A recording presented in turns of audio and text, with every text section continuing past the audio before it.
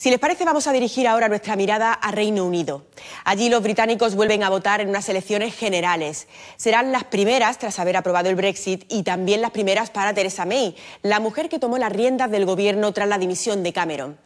Y todo ello en medio del dolor reciente tras el atentado de Manchester. Los británicos deciden su futuro, que como van a ver, también afectará al nuestro. De nuevo un país paralizado por el terrorismo, esta vez en Manchester, al norte de Inglaterra. La identidad del autor del atentado, un joven británico hijo de refugiados libios, ha dado alas a quienes achacan a los emigrantes todos los males del país. En plena campaña electoral y en vísperas de las negociaciones para la salida de la Unión Europea, el ataque ha venido también a confirmar que el terror no tiene límites ni fronteras.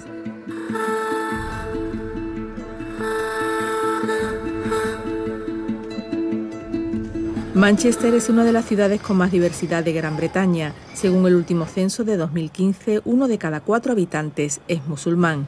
Cuenta también con una destacada comunidad judía.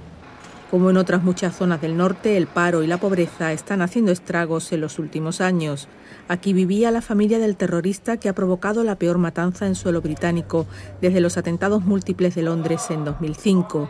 Los líderes religiosos locales han hecho continuos llamamientos para mantener la coexistencia que la bomba intentó quebrar.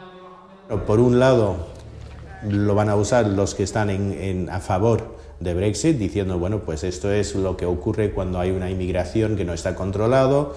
Ha sido un hijo de inmigrante que ha hecho el atentado. Después, por el otro lado, seguro que lo van a usar diciendo, bueno, pues si no hubiéramos entrado en otros países tocando donde no deberíamos, pues no hubiera ocurrido esto. Desde Andalucía, los residentes de origen británico han vivido con dolor este nuevo ataque. La mayoría tiene su vida hecha aquí y no puede votar, pero las decisiones de sus paisanos de allí afectan y mucho a su futuro.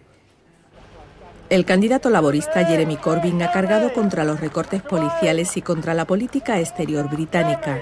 En línea ascendente en las encuestas después de un anodino arranque, Corbyn defiende que la política exterior debe minimizar, no incrementar, las amenazas. Él fue uno de los pocos diputados contrarios a los bombardeos en Siria y a la operación militar que en 2011 derrocó a Gaddafi en Libia, país de origen del terrorista. La primera ministra Theresa May sigue insistiendo en reforzar la seguridad y el control de las fronteras, aunque el Brexit que ella respalda puede hacer que se resienta el flujo de información con sus hasta ahora socios comunitarios, un asunto que preocupa a los expertos en seguridad. Ahora los grupos terroristas que provocan mayores atentados son grupos terroristas, organizaciones terroristas multinacionales, con personas formadas por personas de nacionalidades muy diversas, con lo cual es más difícil controlar y luchar y garantizar la seguridad. Claro, si ellos salen, habrá que establecer un acuerdo de cooperación. Le interesa tanto a ellos como al resto de Europa. El Brexit y la inminente apertura de negociaciones con la Unión Europea para un divorcio sin precedentes sigue siendo el telón de fondo de estas elecciones, como lo fue en los anteriores comicios locales, en los que los conservadores lograron una victoria histórica. El referéndum, ganado por la mínima por los partidarios de la ruptura con Bruselas, ya había confirmado la profunda división entre regiones, edades y circunstancias económicas. Yo lo veo como una traición también, una traición a toda la idea de Europa. Después de las guerras terribles, los millones y millones y millones de sacrificados, de muertos inocentes en las trincheras, ¿sabes?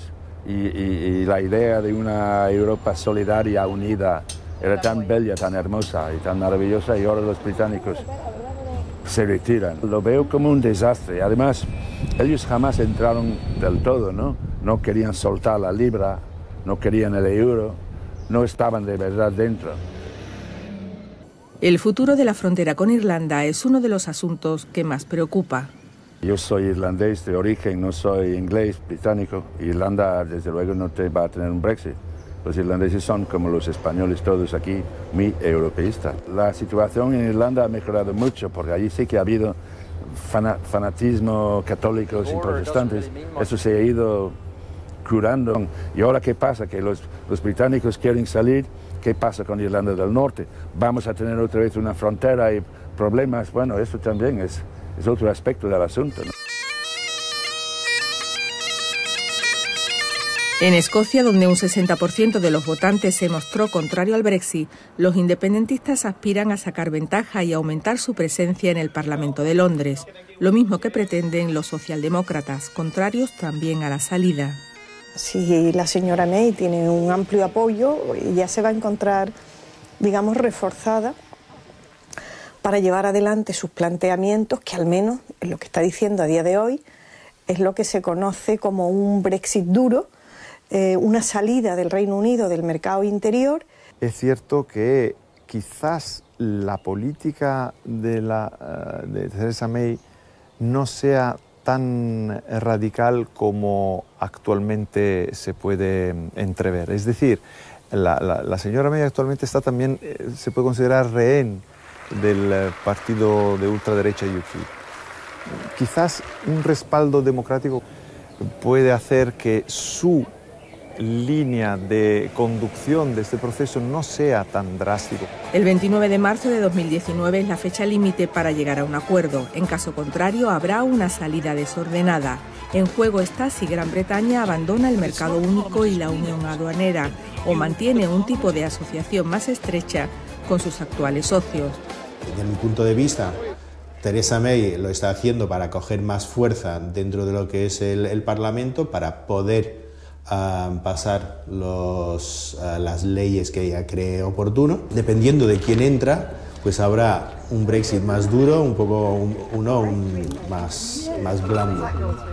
El futuro de territorios como Gibraltar depende también del tipo de asociación que resulte, como ocurre con uno de los temas más urgentes, los derechos de los más de 3 millones de inmigrantes comunitarios en suelo británico y del millón largo de británicos que viven en los países de la Unión. El interés prioritario primero es garantizar antes que nada el estatus y la situación futura de los que están ahora mismo residiendo. Claro, ya de futuro no va a haber libre circulación, pero los que ya han circulado y están residiendo allí, por ejemplo, los españoles que en aplicación de esa libre circulación se fueron a trabajar al Reino Unido y están a día de hoy trabajando allí.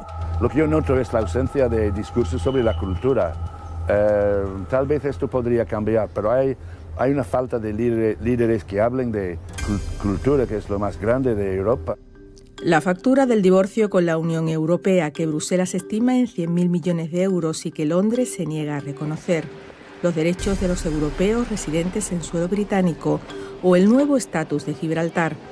Con el miedo todavía presente, los electores británicos se preparan para acudir a las urnas.